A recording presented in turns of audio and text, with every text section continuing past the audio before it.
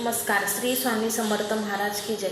आपल्या घरामध्ये झाडू किंवा मोरपिसाचं झाडू किंवा हे मोरपीस जे आहे ते का ठेवावे याचा प्रश्न तुम्हाला पडला असेल. बघा, आपल्या घरामध्ये जर लहान मुलं असतील त्यांना दुष्ट ही लागतच असते.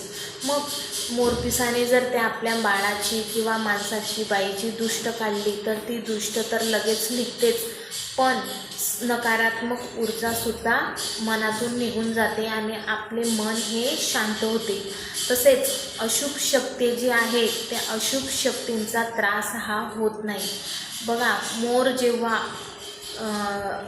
अश्रू काढतो किंवा रडत असतो आणि रडताना जर ते अश्रू खाली आले तर तो जो लांडोर असतो तो लांडोर हा अश्रू गिळून घेतो, तेव्हा मोराची वंशवृद्धी होत असते.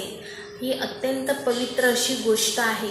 त्यामुळे काय होते की मोराच्या पंखामध्ये प्रचंड शक्ती असते आणि हीच शक्ती नकारात्मक शक्तीला दूर करीत असते. बघा, हे जे मोरपीस आहे यामध्ये प्रचंड अशी सकारात्मक ऊर्जा आहे.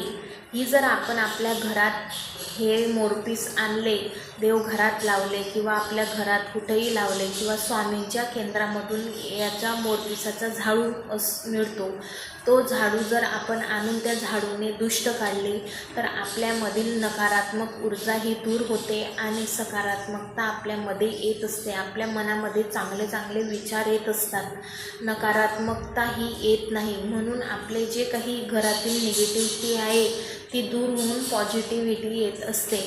मग म्हणूनच सर्व मांगल्याचे प्रतीक असलेले हे जे काही मोरपीस आहे ते देवाच्या शिरपेच्यात आणि घरात ठेवला जातो. बघा, भगवान श्रीकृष्णाने आपल्या माथ्यावर हे मोरपीस लावले आहे. तसेच आपल्या घरात सुद्धा आपण हे मोरपीस ठेवू शकतो.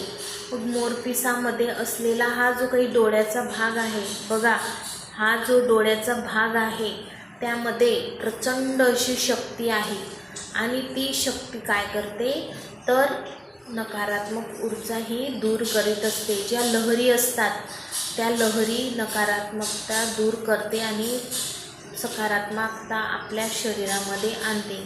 मग हा जो डोळा आहे मोरपिसामध्ये असलेला त्यामध्ये प्रचंड शक्ती असल्यामुळे नकारात्मक लहरींचं जे काही उच्चाटन आहे ते दूर करून बाहेर टाकण्याचे कार्य करीत असतो. बघा, हे जर असं आहे, आपण फक्त असं आपल्या शरीरावरून असं असं असं फिरवलं 7 वेळा 11 वेळा